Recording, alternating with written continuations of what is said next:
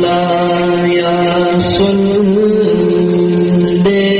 وسلم دائما أبدا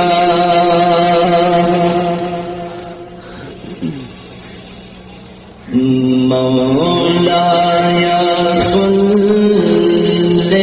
وسلم دائما أبدا على حبيبك خير الخلق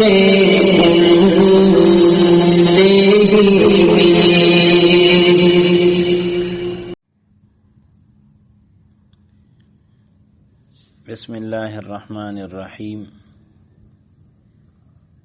فصل نمبر 12 مرفوعات کا بیان.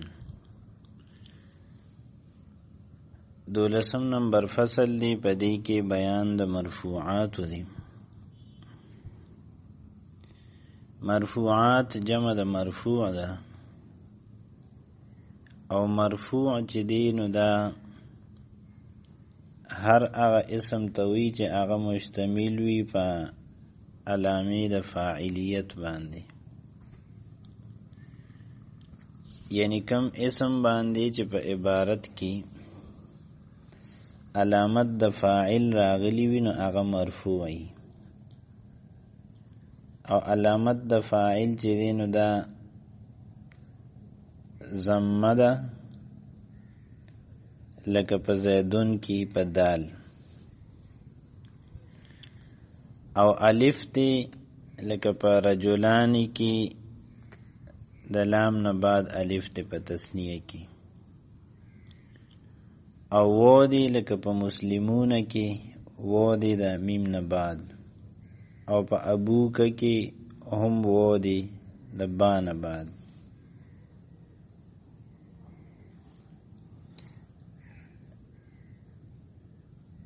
نو دا ټول چې دي دا علامات د فاعل دي، او مرفوع هغې ته وایي چې دی په عبارت کې راشي نو دی مشتملی په علامې د فاعلیت باندې. مرفوعات 8 ہیں. مرفوعات چې دي نو دا 8 دي. نمبر 1 فاعل، نمبر 2 مفعول ما لم يسمى فاعله، نمبر 3 مبتدا، نمبر 4 خبر، نمبر 5 ان اور اس کی اخوات کی خبر. د ان او د دې چې کوم اخوات یعنی امثال دي نو د دې خبر ان دیتا حرف مشبہ بالفعل وی، او دا ان چې څومره امثال دي یعنی د ان په شان چې نور کوم حروف دي دیتا په شریکه باندې حروف مشبہ بالفعل وی. نمبر 6 ما ولا مشابه بلیسا کا اسم. د ان او د دې د امثال خبر د مرفوعات نه دي، او دغه شانتی د ما او لا کم چې مشابه دي لیسه سره د دې اسم دا د مرفوعات نه دي.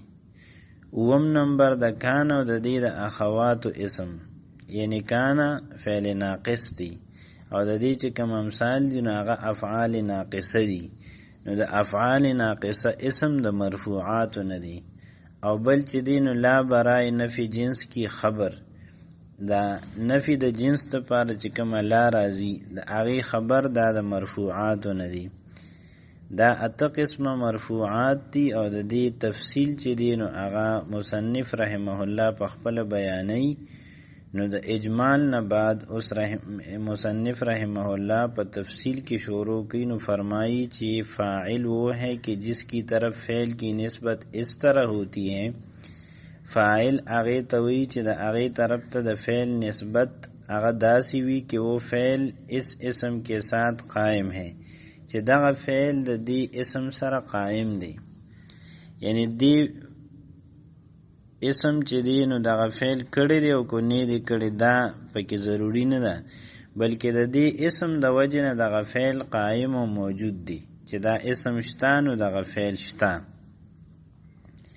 جیسے قام زیدون، نو په دې ځای کې قام فعل دی، زیدون فاعل دی.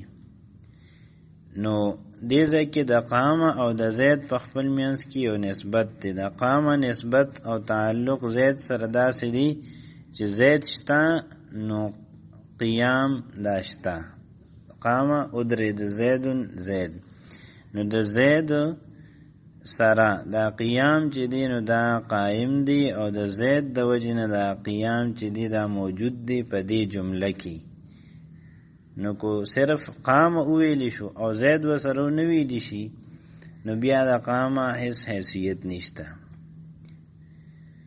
دغه شانت ضربه امرون په دې ځای کې ضربه فعل دی او عمر چې دی دا فاعل دی.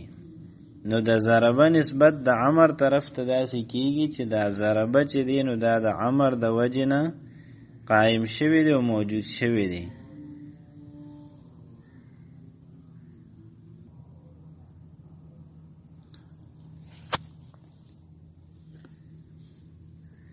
فاعل دو طرح کا ہوتا ہے. فاعل چې دی نو دا په دوه قسمه باندې دی. نمبر 1 ظاهر، نمبر 2 مضمر.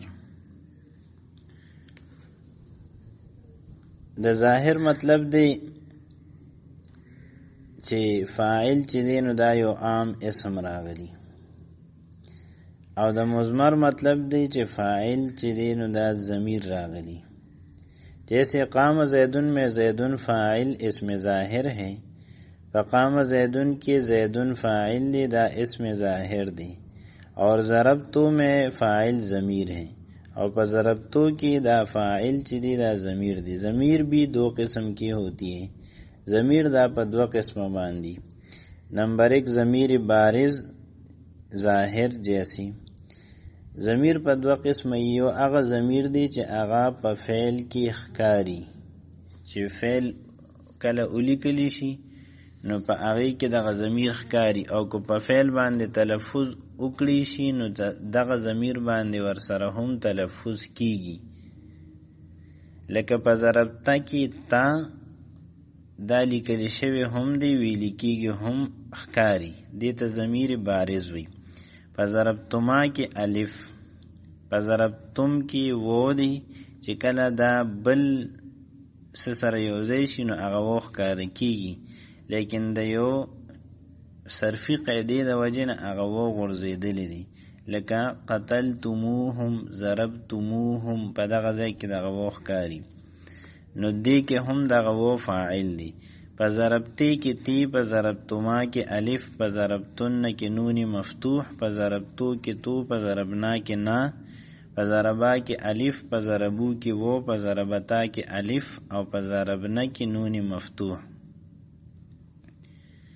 اوس دا چې 12 صيغې ذکر شوي په عبارت کې چې کوم ځای کې دا 12 صيغې راشي نو الته کې دا دی فعل د پاره د دې صيغې د پاره به ته بار چې دی نو فاعل نه ګوري، اسم ظاهر به ولا فاعل نه ګوري. په دې صيغه کې فاعل په خپل موجود دی، نو چې د دې ترکیب کې نو به ضربتا فعل با فاعل، بس فعلم دی او فاعلم دی، دا ته پکې فاعل دی. ضربتما فعل با فاعل، فعلم دی فاعلم دی. دې لپاره به بل فاعل چې دی نو نه ګوري. په دې 12 صيغو کې د فعل ماضی چې کوم دی په دې کې فاعل دا په خپل موجود دی، بارز ضمیر چې دی نو هغه د دې فاعل لخکاری. نمبر 2 ضمیر مستتر پوشیدہ جیسی. بل ضمیر مستتر دی یعنی هغه پټ وي، هغه باندې تلفظ نه کیږي کله چې مونږ په فعل تلفظ کوو، اپ لیکلو کې ناراضي کله چې مونږ دا فعل لیکو، او چې چا لیکلی وي نو هغه ضمیر چې دی نو هغه په دغه فعل کې ښکاری نه په لیکلی شوی کې، او چې څوک تلفظ پې وکړي نو مونږ پکې دغه ضمیر اورو نه په غوږونو باندې. لکه په ضربه کې هو چې دی نو په ضربه کې هو په دې نه تلفظ کیږي، نه لیکلی کیږي، نه په لیکلو کې ښکاری، او نه چې په دې څوک تلفظ وکړي نو اورېدل کېږي. هوا ضمیر چې دی په دې کې بالکل دومره پټ دی چې نه پکې تلفظ پې کېږي، نه په لیکلی شوې ضربه کې هوا ښکاري، نه چې څوک یې ووایي نو هغې کې مونږ هوا اورو هم نه. نو دې ته وایي ضمیر مستتر. جیسے ضربه میں ہوا، ضربت میں ہیا. نو دا خو د ماضی صیغې شوې، 12 صیغې دي او دا خبره ختمه شو. په دې کې په ضربه کې هوا ضمیر دا فاعل دی، خو کله کله په ضربه کې هوا ضمیر دا نوي، نو مونږ په هغه صورت کې د ضربه دپاره په عبارت کې رستو بیا ګورو چې اسم ظاهر ضربه پسې راغلی دی او ضربه مراد نه دی، د ضربه نه علاوه بل صیغه هم کیدی شي لکه نصرا، فتحا، کرما، کروما، همدغه شانتي اکرما. نو کله چې ضربه یا ضربت دا 2 صیغې یعنی واحد مذکر غائب، واحد مؤنث غائب، دا چې په عبارت کې راشي نو د دې لپاره مونږ لومبي ګورو چې اسم ظاهر فاعل راغلی دی که نه. نو که اسم ظاهر نه وي نو په هغه صورت کې بیا مونږ په دې کې منو چې په ضربه کې هو ضمیر فاعل دی، دغه شان په ضربت کې هي ضمیر دا فاعل دی.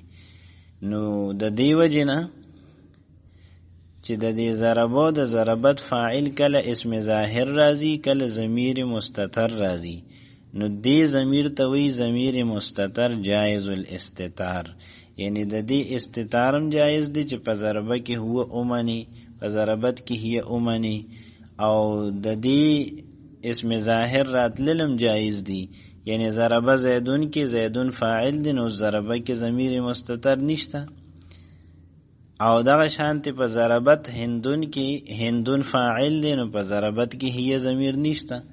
نو کوم ضمیر چې کله مستتر راځي او کله هغه مستتر نوي بلکې د هغې په ځای فاعل اسم ظاهر راشي نو دې ضمیر ته وی ضمیر مستتر جایز الاستتار.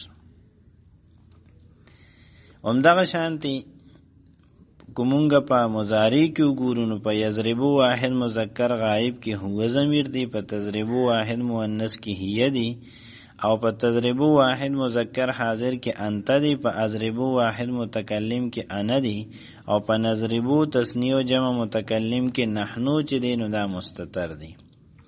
اوس په مضارع کې په 5 صيغو کې ضمیر مستتر دی، لیکن په دې 5 صيغو کې ضمیر مستتر چې دی نو دا جدا جدا دی. په 2 صيغو کې چې کوم یو د واحد مذکر غائب صيغه د یضربو په دې کې هوا، او په واحد مؤنث غائب تضربو کې هيا، دا 2 ضمیرونه چې دي نو دا ضمیر مستتر جایز الاستتار دي. د دې دا مطلب دی چې په عبارت کې کله دا 2 صيغې راشي یضربو یا تضربو،